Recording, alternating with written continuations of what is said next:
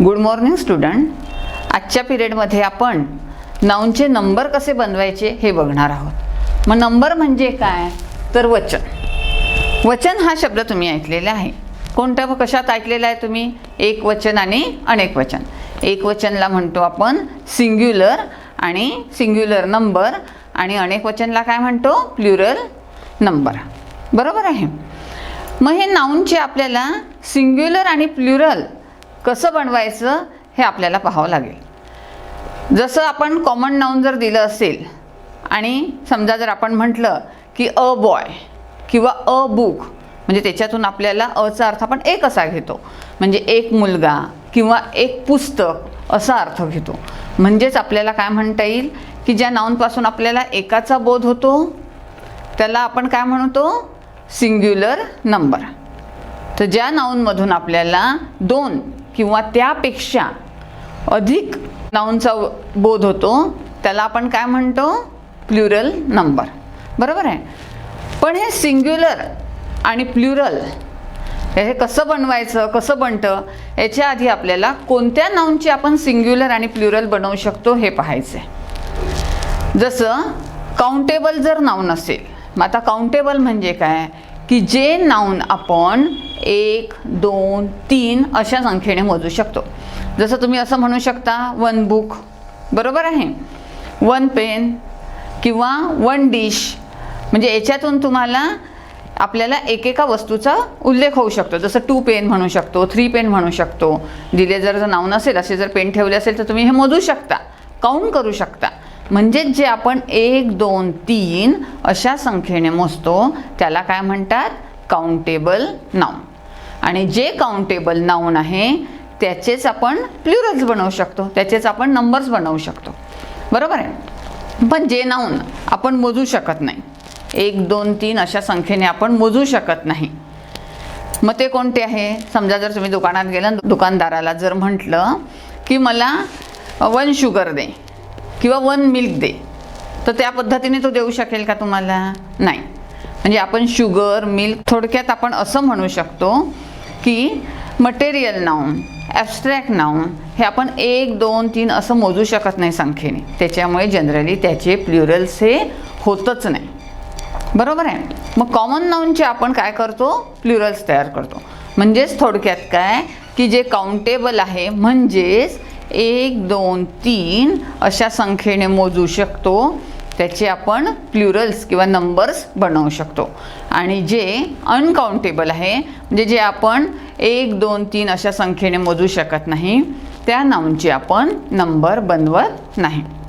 बरोबर आहे.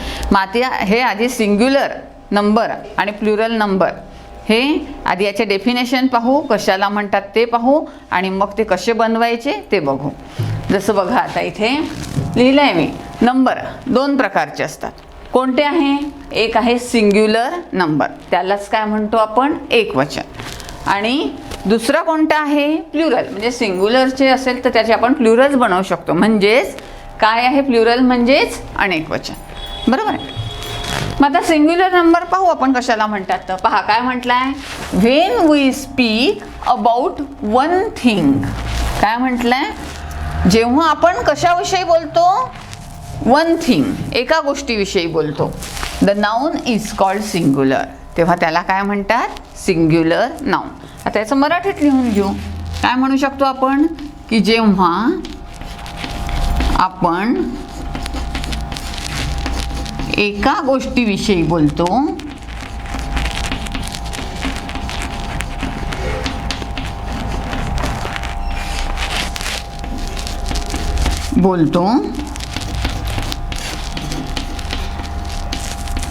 तेव्हा त्या नाउनला आपण काय म्हणतो? सिंग्युलर. सिंग्युलरच म्हणजे एकवचन. तेव्हा आपण ते नाउन काय म्हणतो? हे एकवचन आहे असं म्हणतो. लक्षात आलं ना की when we speak about 1 thing the noun is called singular.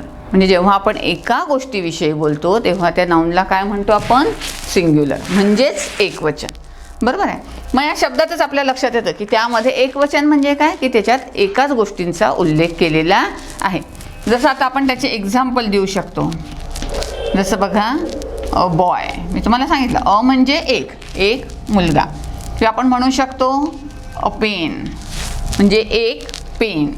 किंवा आपण असं म्हणू शकतो अ डिश म्हणजे एक डिश.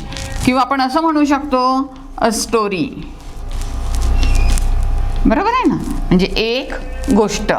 किंवा आपण असं म्हणू शकतो ॲन ॲपल म्हणजेच एक सफरचंद. बरोबर आहे. आता तुम्हाला हे जे एक्झाम्पल दिले याच्यावरून काय लक्षात आलं आहे की a boy, a pen, a dish, a story किंवा ॲन ॲपल म्हणजेच अ किंवा ॲनचा अर्थ काय होतो एक. बरोबर आहे. म्हणजेच हे सगळे एक आहे नंबरने, म्हणजेच त्याला काय म्हणतो आपण एकवचन. बरोबर आहे. आता या एकवचन जर असेल, जसं आता आपण जर म्हटलं की अ बॉय म्हणजे एक मुलगा, पण आपल्याला जर अनेक मुलं सांगायची असेल तर आपण मराठीत काय म्हणतो एक मुलगा अनेक मुले. बरोबर आहे. एक पेन अनेक पेन. आता आधी प्लुरल्सची डेफिनेशन पाहू. पाहता काय म्हटलं आहे, प्लुरल्स नंबर म्हणजेच त्याला काय म्हणतो अनेक वचन. आता when we speak about two or more things म्हणजे दोन किंवा त्यापेक्षा जास्ती गोष्टींचा जर उल्लेख केला असेल तर त्या नाउनला आपण काय म्हणतो प्लुरल्स. प्लुरल्स म्हणजेच काय तर अनेक वचन. म्हणजे दोन किंवा त्यापेक्षा जास्ती गोष्टी जर सांगितल्या असेल तर त्याला काय म्हणतो आपण अनेक वचन. पाहता याचं मराठीत लिहून घेऊ की जेव्हा आपण दोन किंवा त्यापेक्षा जास्त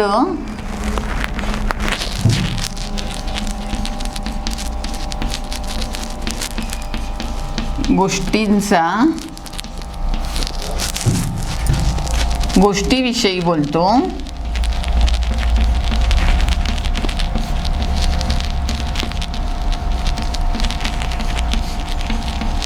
तर त्या नाउनला आपण काय म्हणतो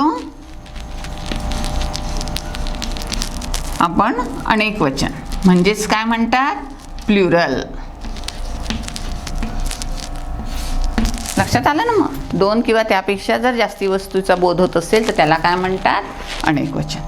मग आता याचे एक्झाम्पल बघू. आता आपण हेच सिंग्युलर नंबरचे आपण प्लुरल नंबर कसे करणार आहे याच एक्झाम्पलवरून आपण इकडे लिहू.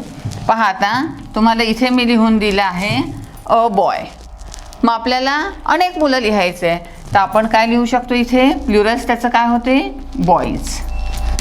लक्षात आलं. मग त्याच्यानंतर आहे अ पेन. मग पेनचं प्लुरल्स काय होते पेन्स. मग त्याच्यानंतर दिलं आहे डिश. मग डिशचं काय होते डिशेस. त्यानंतर दिलं आहे अ स्टोरी म्हणजे एक गोष्ट. अनेक गोष्टी जर म्हणायचं असेल तर आपण काय म्हणू शकतो इथे स्टोरीज. त्यानंतर ॲन ॲपल म्हणजे एक सफरचंद. अनेक म्हणायचं असेल तर आपण काय म्हणू शकतो इथे ॲपल्स. आलं का लक्षात. मग की एका गोष्टीचा उल्लेख होत असेल तर त्याला म्हणायचं सिंग्युलर नंबर. अनेक गोष्टींचा उपयोग होत असेल तर त्याला काय म्हणायचं प्लुरल नंबर. मग आता हे सिंग्युलर आणि प्लुरल भरपूर नाऊन आहे, भरपूर आपण त्याचे प्लुरल्स करतो. मग प्रत्येक वेळी आपण पाठांतर करत बसणार का नाही. मग याच्यासाठी काही नियम आहे. जसे आता हे नियम मी तुम्हाला याच्यानंतर शिकवणारच. तर हे नियम जर तुम्ही लक्षात ठेवले तर काय होईल की तुम्हाला बरेचसे नाऊन त्या नियमाप्रमाणे तयार करता येईल. म्हणजे तुम्हाला ते पाठांतर करावे लागणार नाही. पण मात्र काही नाऊन असे आहे की ते कुठल्याही नियमात बसत नाही. अशा वेळी मग ते तुम्हाला पाठ करावे लागेल. पण त्याच्यासाठी जर नियम माहीत असेल काही तुम्हाला तर ते बरेचसे नाऊन तुम्हाला त्या नियमाप्रमाणे तयार करता येतात. जसं पहा आता जसं इथे जर तुम्ही हे बघितलं असेल तर मी कशाला एस लावला आहे प्लुरल्स करताना. इथे ई एस लावला, इथे आय ई एस लावला. मग हे काय कसं तयार होतं तर याच्यासाठी आपण आता त्याचे नियम बघू. मग आता आपण या नाऊनचे काय कसे प्लुरल्स बनवायचे ते आपण पाहणार आहोत. त्याचे काही नियम आहे. जसं त्याचा एक पहिला नियम आहे की आपण असं म्हणू शकतो की साधारणपणे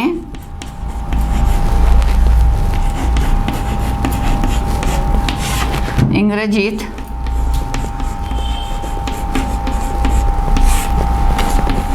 कॉमन नाउन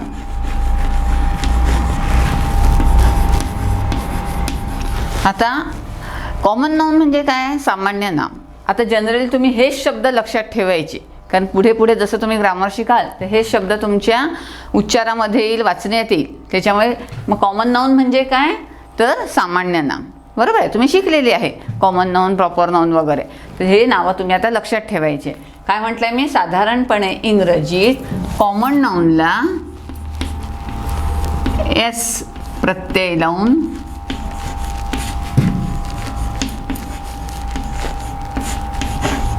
प्लुरल्स बनवतात. पाहता हे शब्द,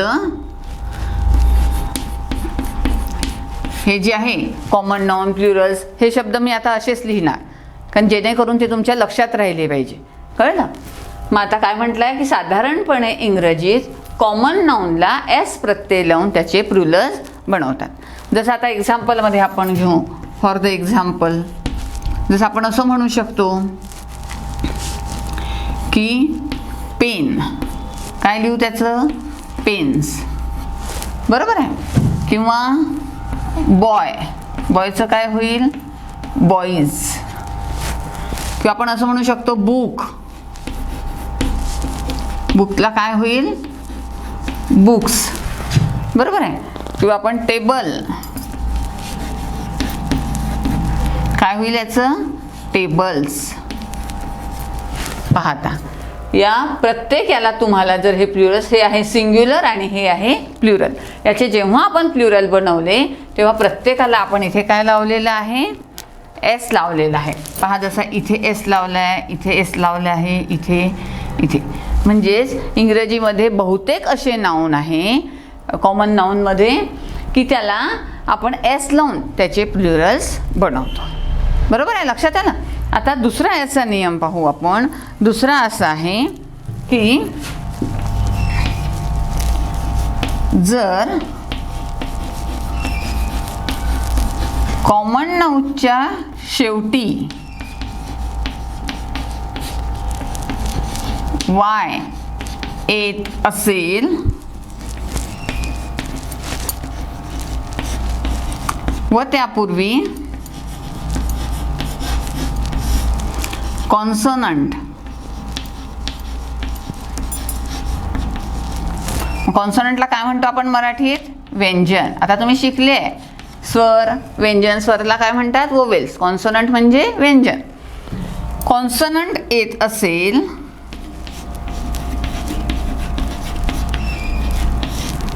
तर काय प्लुरल्स बनवताना काय करायचं?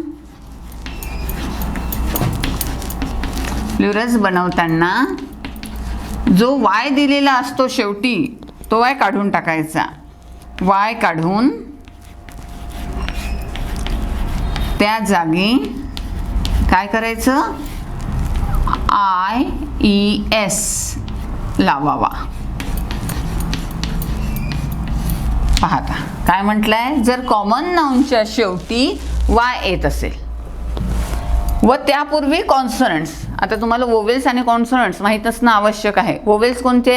AEIOU आणि राहिलेले कोणते? कॉन्सोनंट्स. बरोबर आहे. तर त्याचं प्लुरल्स बनवताना काय करायचं? तो वाय आहे तो काढून टाकायचा आणि त्याच्याऐवजी काय लावायचं? IES. पहा, त्याचं एक्झाम्पल समजावून सांगताना तुमच्या लक्षात येईल. पाहता फॉर द एक्झाम्पल आपण असं म्हणू शकतो. स्टोरी हा शब्द आपण मगाशी घेतला होता, तुम्हाला सांगितलं. पाहता या स्टोरीमध्ये काय आहे? शेवटी काय आहे? वाय. आणि त्यापूर्वी काय आहे? आर. काय आहे? ह्या कॉन्सोनंट्स. बरोबर आहे. पहा, आपल्या नियमात तेच म्हटलं आहे की कॉमन नाऊनच्या शेवटी वाय आहे. बरोबर आहे. आणि त्यापूर्वी काय आहे? कॉन्सोनंट्स आहे. मग याचं प्लुरल्स करताना काय करायचं? हा वाय काढून टाकायचं आणि त्याच्या जागी काय लावायचं? IES. जसं स्टोरी, मग काय होईल याचं? स्टोरीज. पाहता वाय काढून टाकायचं आणि IES लावायचा. दुसरं एक्झाम्पल पाहू आपण आता याचं. जसं सिटी हा शब्द घेतला आपण. बरोबर आहे. पाहता इथे काय आहे? वाय. त्याच्या पूर्वी काय आहे? टी. टी काय आहे? कॉन्सोनंट्स. म्हणजे मग इथे काय करायचं? वाय काढून टाकायचं आणि काय लावायचं? IES. अजून एक एक्झाम्पल पाहू आपण. जसा हा लेडी शब्द आपण घेतला. बरोबर आहे. पाहता शेवटी काय आहे वाय आणि त्यापूर्वी काय आहे डी. डी म्हणजेच काय आहे इथे कॉन्सोनंट्स दिलेलं आहे. म्हणजेच याचं जर आपल्याला प्लुरल्स तयार करायचं असेल तर काय करावं लागेल वाय काढून टाकावं लागेल आणि मग त्याच्या जागी आपल्याला काय लावावं लागेल IES. समजले काय दोन नियम की बहुतेक कॉमन नाऊनला आपण एस प्रत्यय लावून काय करतो प्लुरल्स. दुसऱ्याचं काय म्हटलेलं आहे जर कॉमन नाऊनच्या शेवटी वाय असेल आणि त्यापूर्वी जर कॉन्सोनंट्स असेल तर आपण काय करायचं आहे की वाय काढून टाकायचा आणि त्या जागी काय लावायचं IES. आता याच्या अगदी विरुद्ध म्हणजे हा तिसरा नियम. पाहता तिसरा नियम काय आहे की जर कॉमन नाऊनच्या शेवटी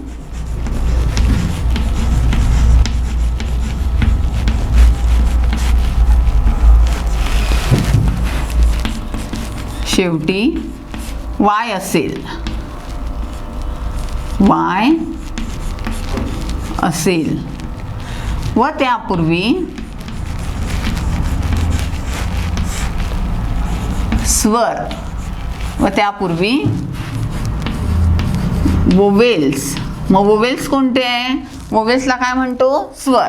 काय म्हणतो आपण स्वर. मग वोवेल्स कोणते आहे पाहून घ्या A-E-I-O आणि U. लक्षात आले ना कोणते वोवेल्स A-E-I-O-U. जर वोवेल्स असेल तर त्याचे प्लुरल्स म्हणजेच काय अनेक वचन बनविताना वाय पुढे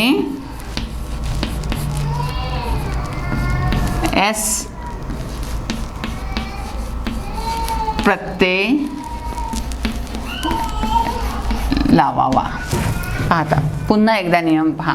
जर कॉमन नाऊनच्या शेवटी वाय येत असेल व त्यापूर्वी वोवेल्स कोणते आहे मग A-E-I-O-U यापैकी जर कुठला एखादा वोवेल्स येत असेल तर त्याचं प्लुरल्स करताना काय करायचं वाय तसाच राहू द्यायचा तो काढायचा नाही त्याच्या पुढे फक्त एस लावून टाकायचा. आता त्याचे एक्झाम्पल पाहू आपण. फॉर द एक्झाम्पल जसा आता हा एक शब्द पहा बॉय. बघितला BOY. शेवटी काय आहे वाय आणि त्यापूर्वी काय दिलेलं आहे ओ. मग ओ काय आहे हे वोवेल्स. मग अशा वेळी त्याचे प्लुरल्स करताना काय करायचं त्याला फक्त एस लावायचा. कळलं.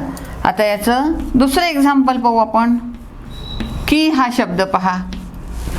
बरोबर आहे. शेवटी काय दिलं आहे वाय त्यापूर्वी काय आहे IE ओवेल्स.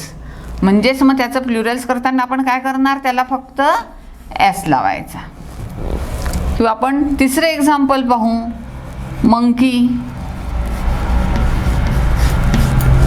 बघितलं का मंकीच्या स्पेलिंगमध्ये काय आहे शेवटी काय दिलेलं आहे वाय त्याच्यापूर्वी काय दिलेलं आहे हे ई वोवेल्स. म्हणजेच याचं प्लुरल्स करताना काय लिहू आपण मंकीज. लक्षात आलं का. पहा आता तुम्हाला सांगितलं पहिल्या याच्यात फक्त कॉमन नाऊनला आपण बहुतेक एस प्रत्यय लावून त्याचं प्लुरल्स करतो.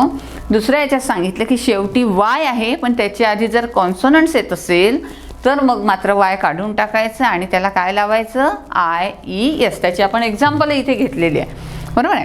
तिसरा रूल काय पाहिला आपण की कॉमन नाऊनच्या शेवटी वाय आहे पण त्यापूर्वी काय आहे वोवेल्स. मग वोवेल्स कोणते आहे A-E-I-O-U यापैकी जर एखादा वोवेल्स असेल तर मात्र त्याचं प्लुरल्स करताना काय लावायचं त्याला फक्त एस लावायचा त्याचा वाय काढायचा नाही. आता असेच अजून काही रूल आहे हे आपण पुढच्या व्हिडिओमध्ये बघू. ठीक आहे.